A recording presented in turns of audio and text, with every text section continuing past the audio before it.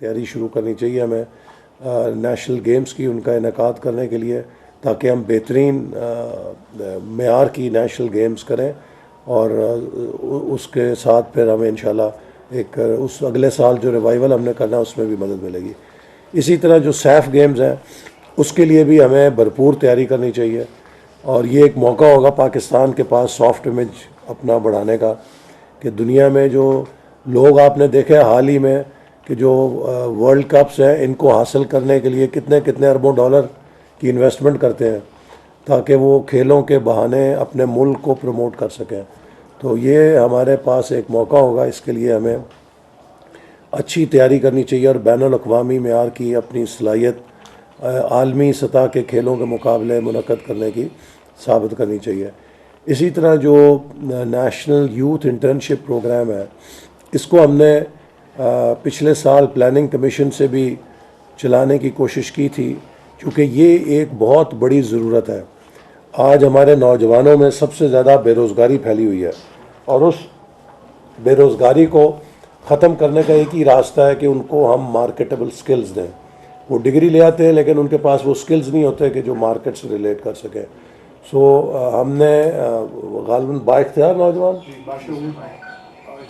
बाइख्तियार था भाई, बाइख्तियार नौजवान के नाम से वो प्रोग्राम शुरू किया था, जिसका मकसद ये था कि प्राइवेट सेक्टर को और पब्लिक सेक्टर को इंगेज किया जाए, नौजवानों को वहाँ प्लेस किया जाए और फिर बिलखसूस जो हमारे PSDP के प्रोग्राम्स हैं हर प्रोजेक्ट के अंदर ये लाजम किया जाए कि वो नौजवानों को इंटर्नशिप भी दें out of their contingency funds. उनके पास बेशुमार होते हैं, खा पी जाते हैं, तो उससे भी कई हज़ार नौजवानों को वो इंटर्नशिप का मौका मिल सकता है। तो मैं ये भी चाहूँगा कि हम नेशनल इंटर्नशिप प्रोग्राम को बड़े पैमाने पर इस साल लॉन्च करें ताकि इससे हम नौजवानों की बेरोज़गारी ख़त्म करने में उनकी मदद करें।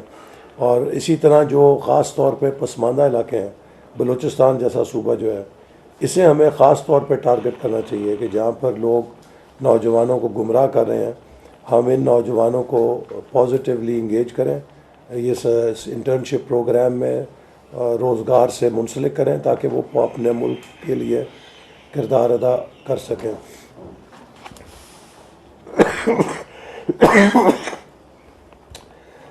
इसी तरह PVMC जो है इसका भी एक बेहद अहम रोल है और मैं समझता हूँ कि जो अपने शोबे के स्टैंडर्ड्स हैं उनको एजुकेशन के लिए और अपने सेक्टर के लिए, अब देखें ना पाकिस्तान कितना अनफॉर्चुनेट है कि इतना बड़ा हमारा पोटेंशियल है, हम ना दुनिया में कहीं लाइव स्टॉक में है, ना कहीं डेयरी में है, ना किसी चीज़ में है।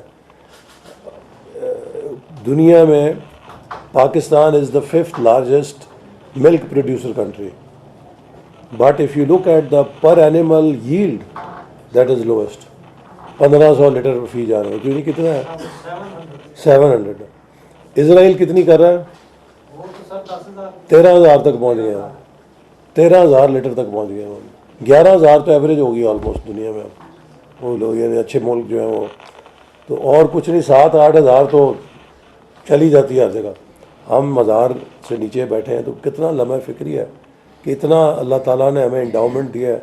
अगर हम सिर्फ इसको दुगना ही कर लें, आप देखें गुर्बत पे इसका क्या असर होगा, और may be immediately will become the number 1 milk producing country. इसी तरह फुट एंड माउथ डिजीज़ है, क्या कुछ है, के लिए तैयार नहीं। तो इन चीज़ों पे I think we need to really, जो हमारे प्रोफेशनल इदारे हैं उनके साथ मिलकर इन सेक्टर्स को रीवैम्प करने की ज़रूरत है, क्योंकि ये हमारे इकॉनमी के भी बड़े पिलर्स हैं जिनके ऊपर ये मईशत हमारी खड़ी हो सकती है, रूरल मईशत।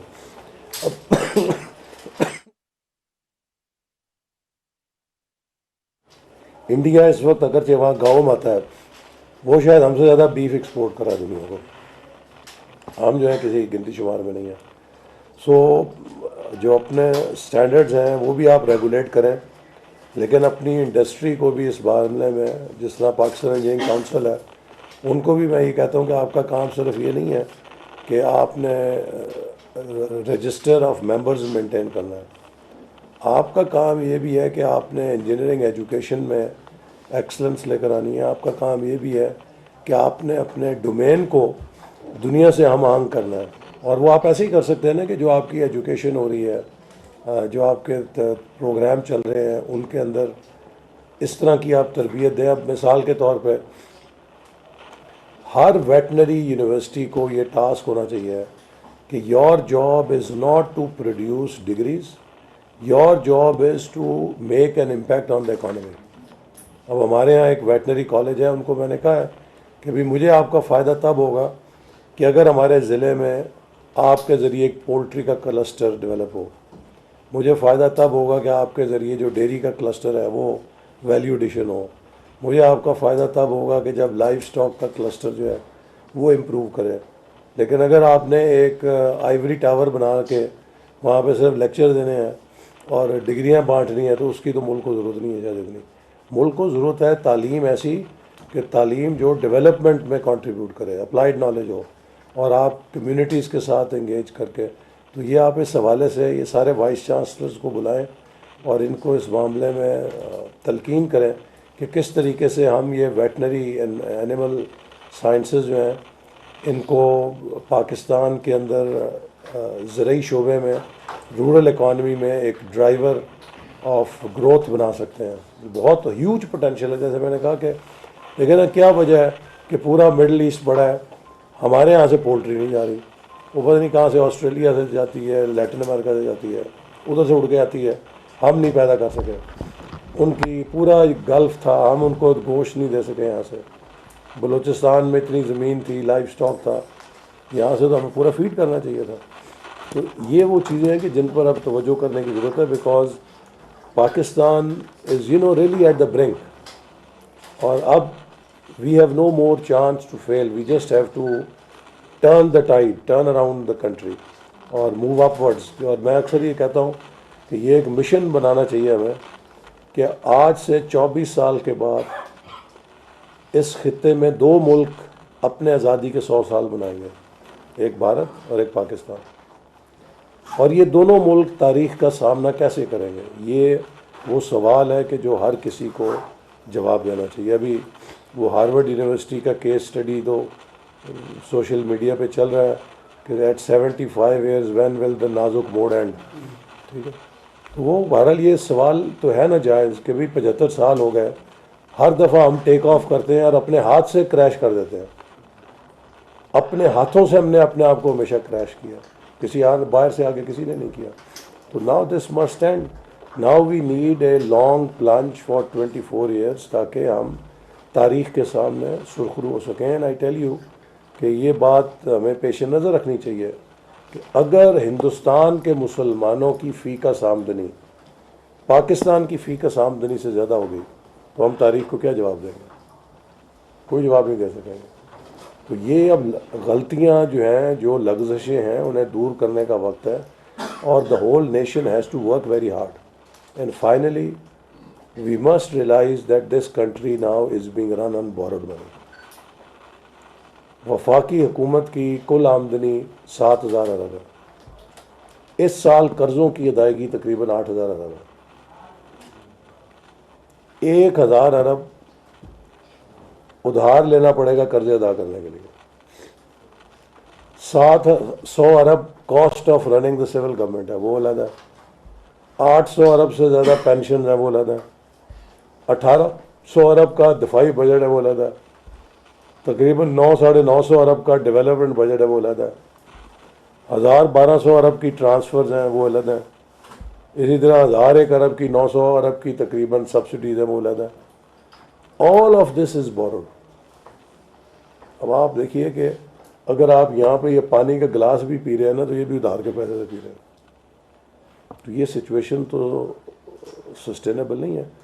हम सबको ये ज़िम्मेदारी का एहसास होना चाहिए, हर पैसा जो हमारे हाथ से गुजर रहा है ये उधार का पैसा है, और हम इसके कस्टोडियन हैं। And we have to ensure value for money for the nation.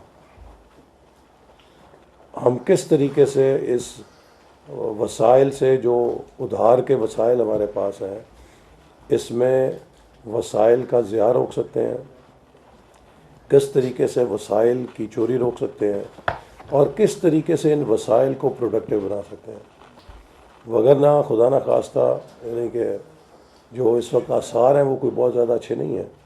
लेकिन दूसरी तरफ ये भी है कि जो अल्लाह ताला ने हमें एंडाउमेंट्स दिए हैं वो इतनी ज़्यादा रिच है कि हम अगर अपनी आधी नीयत भी ठीक कर लें तो एकदम बात आगे चली जाएगी।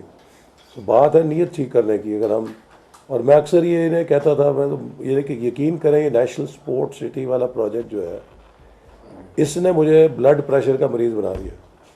हर हफ्ते मैं जाता था वहाँ पे और इनकी कारकर्दगी देख के मैं इनसे कहता था कि यार तुम्हारे अगर घर का प्रोजेक्ट तुमने शुरू किया हो और तुमने ठेकेदार को एडवांस पैसे दिए हो और जहाँ पे 50 या 100 मजदूर लगा होना चाहिए उसने 10 लगाए हो तो तुम टॉलरेट करोगे? तो अगर अपने घर की आपकी तामीर हो रही है तो किस तरीके से ठेकेदार के सिर पे बैठ के आप काम ख़त्म कराते हैं कि जो काम 1.5 साल में मुकम्मल होना है वो 1.25 साल में पूरा हो जाए। और यहाँ पे मैं कहा पैसे पड़े हैं, बजट मौजूद है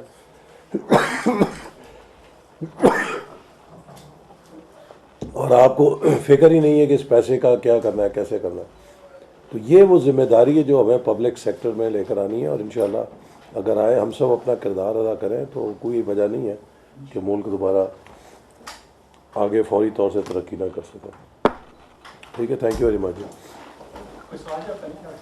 हाँ जी, हाँ कर लें। सर ये बता दें कि जो हॉकी फेडरेशन कहा जाता है हमारे कौमी खेल है, दो कैंप्स लगे हुए हैं जिससे आपको ब्रीफिंग भी दी गई, तो उससे तो जो प्लेयर्स हैं खासतौर पर सफर कर रहे हैं, एक कैंप इस्लामाबाद में और एक शैला रजा ने कराची में किया है, और इसको किस तरह आप देखेंगे क्योंकि ये करंट सिचुएशन है और जलान शाह के टूर्नामेंट के लिए 4 मई को शुरू होने। हाँ, ये अनफॉर्चुनेट है और इसमें भी इन्होंने मुझे बताया है और प्राइम मिनिस्टर ने इसका फ़ैसला करना है, इसका मेरिट के ऊपर करेंगे जो भी फ़ैसला होगा। और हमें खेलों को ग्रोहबंदी से और ग्रुपिंग से बचाना चाहिए क्योंकि पाकिस्तान के पल्ले पहले ही कुछ नहीं बचा खेलों में कि हम इसे मज़ीद ग्रोहबंदी के साथ मुतासर करें। सबको इकट्ठे होकर मिलकर काम करना चाहिए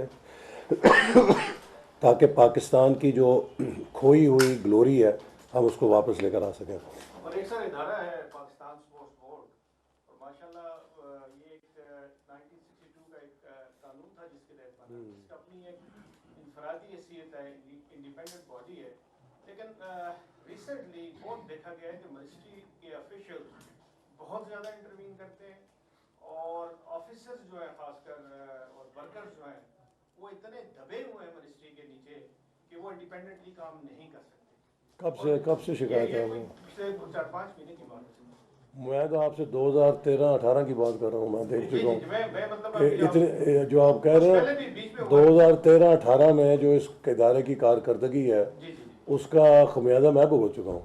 तो लिहाजा स्पोर्ट्स बोर्ड को इसकी मुकम्मल तौर पे होनी चाहिए एक असर नौ, तंजीम नौ, क्योंकि अगर ये इदारा इस काबिल होता और इस सलाहियत का हामिल होता तो आज खेलों का ये हाल नहीं होता।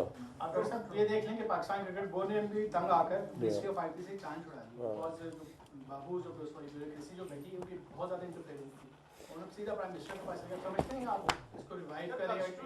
नहीं, वो देखें ना, हम इसीलिए मैंने कहा है कि तजवीज़ दी है कि एक नेशनल स्पोर्ट्स काउंसिल या कोई इस तरह का इदारा सोचते हैं कि जिसके नतीजे में हम यकजा करें वफाक और सूबों के जो स्पोर्ट्स के तमाम इदारे हैं।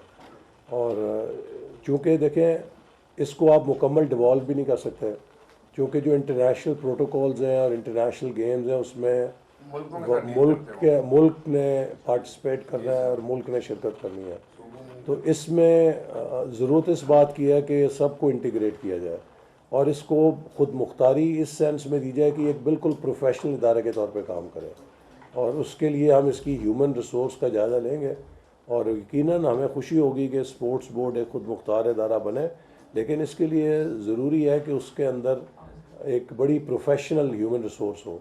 और मैं अभी इंशाल्लाह अगले हफ्ते पाकिस्तान के जो हमारे सीनियर तरीन माया नाज खिलाड़ी हैं जिन्होंने पाकिस्तान के लिए बहुत नाम कमाया, उनका भी एक मुशावरती इजलास बुलाऊँगा ताकि उनसे भी हम मुशावरत के नतीजे में स्पोर्ट्स के अहया के लिए अपने प्लान्स को फाइनलाइज करें। और जैसे मैंने कहा कि मैंने ये कहा है कि 2025 रिवाइवल ऑफ स्पोर्ट्स ईयर के तौर पे हम मनाएंगे। और इसमें एक रिक्वेस्ट है सर कि ऐसे जर्नलिस्ट भी हैं जिनके 3-3, 4-4 डिकेड हो गए, जी जी बिल्कुल, उनको भी बुलाएंगे। वो जानते हैं, जी, जी, अनाउंस जानते हैं, जी, वो जी, आपको बिल्कुल। अच्छी सलाह मशवरा देंगे जी बिल्कुल सही है। और आप अच्छा बेस्ट फिर बना सकते जी हैं। इंशाल्लाह। साहब, आपने देखा, आपने 18वीं तरमीम का जिक्र किया, मास वाई स्पोर्ट्स के जो डिवाल्व हुई थी, बाकी तमाम मिनिस्ट्रियां दूसरे नामों से मौजूद हैं। हेल्थ की आपके सामने मौजूद है, एनवायरनमेंट की आपके सामने मौजूद है, इसी तरह बाकी भी जो है तो जाएंगे।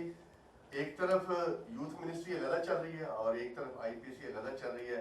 अगर आप बेहतर के समझें तो इसको कम से कम वजारत तालीम के अंदर ही कर दें। आईपीसी का कोई दुनिया में कोई मकसद नहीं समझ आता, आप क्या कहते हैं? देखिए, जो इंटर प्रोविंशियल कोऑर्डिनेशन है, ये आइन के अंदर रूल्स ऑफ बिजनेस में तो बड़ी पुरानी मिनिस्ट्री डिफाइंड है ना। इसका रोल ही है कि ये सूबों के दरमियान और वफाक के दरमियान हम आंगी करें। 18वीं तरमीम के बाद इसका रोल और अहम हो गया है कि हमें सूबों को साथ लेके चलना है और उनकी मुशावरत से फ़ैसले करने हैं। और इसीलिए मैंने ये जो उस वक्त जो 18वीं तरमीम हुई और उन्होंने अपनी विजडम में कुछ इदारों को आईपीसी मिनिस्ट्री के हवाले किया, और जिसके नतीजे में वो इदारे अभी शायद बाकायदा तौर पे अपना किरदार अदा नहीं कर सके। तो मैंने यही कहा अपने इब्तदाई कलमों में कि ख़ास तौर पे 2 शोबे, एक स्पोर्ट्स और एक टूरिज़म, इनको हमें अपग्रेड करना होगा, चूँकि ये नेशनल लेवल के फंक्शंस हैं जो सूबों के साथ मिलकर हमने करने हैं। और अगर कौमी सतह पर इनका मौसर कोई इदारा नहीं होगा या बंदोबस्त नहीं होगा तो हमारी कौमी सलाहियत और कौमी कारकर्दगी मुतासर होगी। तो इंशाल्लाह आने वाले दिनों में हम इन दोनों शोबों के हवाले से, और इसी तरह नेशनल यूथ इंटर्नशिप प्रोग्राम जो 2019 से डॉर्मेंट पड़ा है, इसको भी दोबारा अहया करेंगे। चूँकि इस वक्त पाकिस्तान की जो नौजवान आबादी है उसके हवाले से ये वजारत के दोनों इदारे अहम तरीन इदारे हैं, खेलों के और इंटर्नशिप के, क्योंकि ये यूथ को बामकसद सरगर्मियों की तरफ राग़िब कर सकते हैं। और ये ज़रूरत है कि हम नौजवानों में जो मनफी रुझानात हैं, चाहे मंशियात के हैं, चाहे जराइम के हैं, चाहे कोई भी हैं, उनसे हटाने के लिए खेलों को मुल्क में फ़रोग़ दें। और इसी तरह उनके लिए हम रोज़गार के मौक़े फ़राहम करने के लिए हम उन्हें इंटर्नशिप प्रोग्राम के ज़रिए मार्केटेबल स्किल्स दें। ऐसा एक बात सर ये बताइए, सऊदी अरब का दौरा ख़त्म हुआ है, इसमें हम क्या जो अभी बातचीत हो रही है लाइव स्टॉक के हवाले से, एग्रीकल्चर के हवाले से, क्या इस साइड पे कोई इन्वेस्टमेंट पर बातचीत हुई है आपके दौरे में? दूसरी बात कि जो हमारे प्रोजेक्ट्स हैं उसमें आप कह रहे हैं कि आप वो पीपीपी मोड के अंदर आएंगे, तो क्या सऊदी इन्वेस्टर्स को हम देखेंगे आइंदा किसी प्रोजेक्ट के अंदर कि वो मैं तो सऊदी अरेबिया ज़ाती और निजी दौरे पे गया था उम्रे के लिए, तो वहाँ अल्लाह ताला से बात करने गए थे, हुकूमत से नहीं, गुनाहों की बख्शिश करवाने। लेकिन कल सऊदी अरब का जो आज शाम एक आला सतह का वफ़द आ रहा है, ये एक बहुत मैं समझता हूँ कि बड़ी डेवलपमेंट है कि सऊदी अरेबिया के 3 वज़रा का जो वफ़द है उसका पाकिस्तान में आना और पाकिस्तान को ये इंडिकेट करना कि वो पाकिस्तान में सरमायाकारी के लिए तैयार है, ये हुकूमत की पॉलिसीज़ के ऊपर बहुत बड़ा एतमाद है। और आप देख रहे हैं कि वही पाकिस्तान जो दुनिया में तन्हा हो गया था, जिसको दोस्त ममालिक एक एक करके छोड़ गए थे, अब सारे दोस्त ममालिक पाकिस्तान की तरफ वापस आ रहे हैं और पाकिस्तान की मईशत को भी आहिस्ता आहिस्ता संभाला आ रहा है, जिसकी एक अगरचे निशानी स्टॉक मार्केट भी है। लेकिन इससे हटकर भी जो बैनुल-अक़वामी इदारे हैं वो पाकिस्तान के बारे में ज़्यादा पुरुमीद हैं, एक पॉजिटिव सेंटिमेंट आ रहा है, हमारी बिज़नेस कम्युनिटी अब ज़्यादा कॉन्फिडेंट फील कर रही है। तो मुझे यकीन है कि अगर हमने इस सिमत में अपना सफ़र जारी रखा तो अगले 2 से 3 सालों के अंदर पाकिस्तान अपनी खोई हुई जो ग्रोथ मोमेंटम है उसको हासिल कर लेगा। और ये जो सऊदी अरेबिया का डेलीगेशन है, इसके नतीजे में इंशाल्लाह कौम को अच्छे मुस्बत ठोस मंसूबों की खुशखबरी मिलेगी। बहुत शुक्रिया जी।